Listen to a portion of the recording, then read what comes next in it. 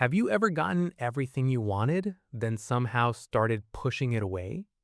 That's exactly what happened when Owen's biggest professional dream finally came true. He started missing meetings, avoiding work, and making strangely careless decisions instead. Why sabotage the exact thing you worked incredibly hard to finally achieve? Today, we'll explore one psychological pathway that may help explain why. I'm Ayan, and Owen's fictional story begins with surprisingly uncomfortable success. Owen spent 12 exhausting years building his own small independent design studio. He sacrificed weekends, sleep, comfort, and countless peaceful mornings for this dream. For years, lasting success always seemed slightly beyond Owen's desperate reach. Then almost everything Owen had worked toward began happening surprisingly quickly. A major client signed a six-figure contract with his growing design studio. A respected national design magazine featured Owen's work and expanding business. New opportunities suddenly started arriving faster than Owen could comfortably process them. Years of uncertainty finally appeared to be turning into something genuinely stable. Owen expected to feel proud, relieved, confident, secure, and completely satisfied. Instead, something strange happened whenever another genuinely good thing appeared. Owen felt an uncomfortable tightness quietly spreading across his chest again. He couldn't understand why success suddenly felt heavier than failure once had. Then his everyday behavior slowly started changing without any obvious explanation. He stopped answering important emails from the biggest clients he'd ever landed. He delayed important projects he normally would have finished almost immediately. He canceled a major interview he'd previously been genuinely excited about doing. Some mornings, Owen simply avoided opening his important messages entirely. His opportunities were increasing while his behavior seemed to move backward. Part of Owen wondered whether this successful life really belonged to him. He told himself he probably needed rest after years of constant grinding. And genuine exhaustion may certainly have explained part of what was happening, but it couldn't explain why good opportunities triggered some of his worst decisions.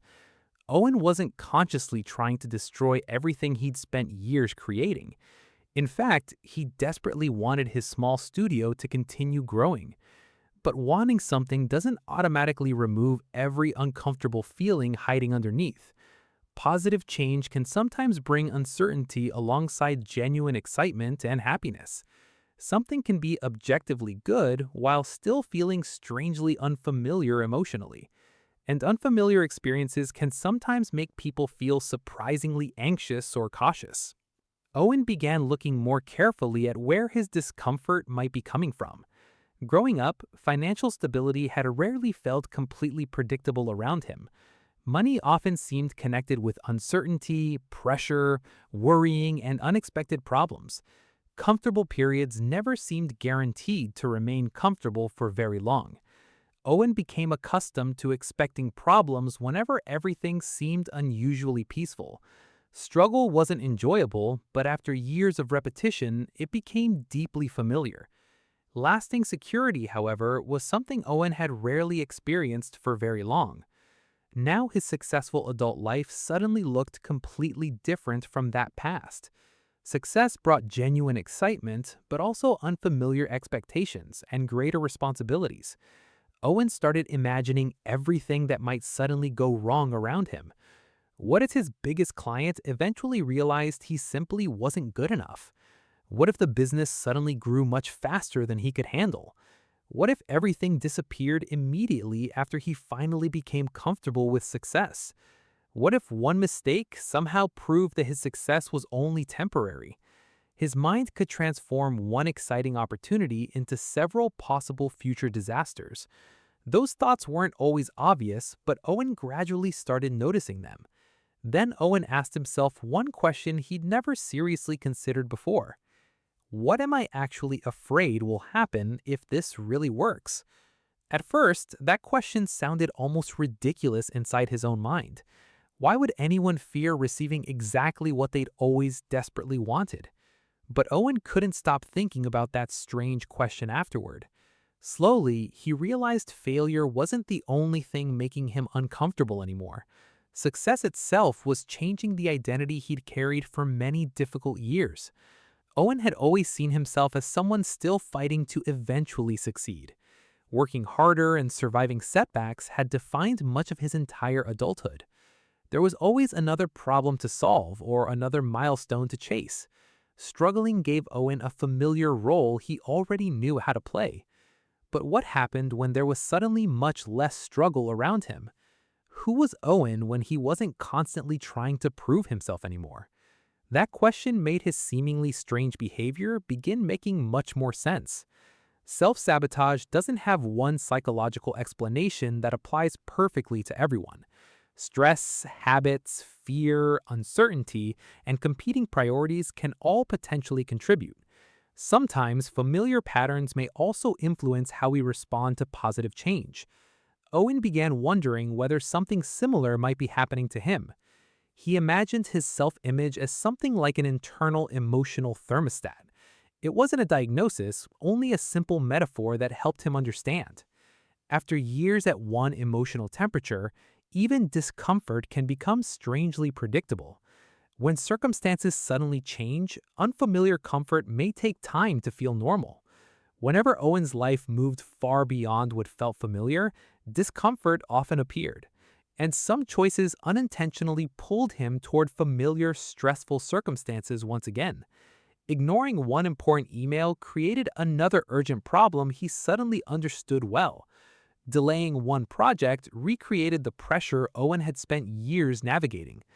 Understanding this pattern didn't excuse the real consequences his decisions sometimes caused, but it gave him something extremely useful, a chance to notice them. He started recording moments when he suddenly felt an urge to withdraw. Before long, Owen discovered something he genuinely hadn't expected to find. The urge often appeared immediately after real progress, praise, or exciting news. Peaceful weeks sometimes wondered when something bad would finally happen. Owen started separating genuine danger from the discomfort of something simply unfamiliar. Feeling uncomfortable didn't automatically mean that something was actually going wrong. Sometimes that discomfort simply appeared because Owen was experiencing something genuinely new. Instead of immediately escaping the feeling, Owen practiced remaining present with it. When something went well, he stopped instantly searching for possible hidden problems. He allowed himself to acknowledge each achievement before immediately moving forward again.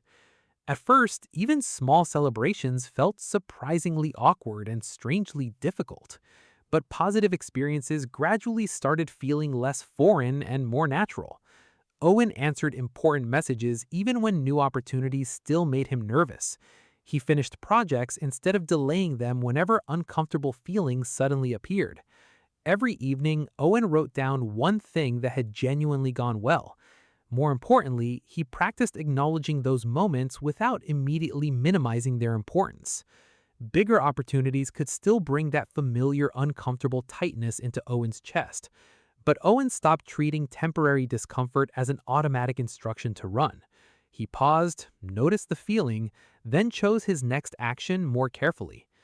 Growth sometimes means updating the old story you've carried about yourself for years. Unfamiliar doesn't automatically mean dangerous. Sometimes it simply means you're genuinely growing. I'm Ayan. Subscribe for more psychology stories, and I'll see you next time.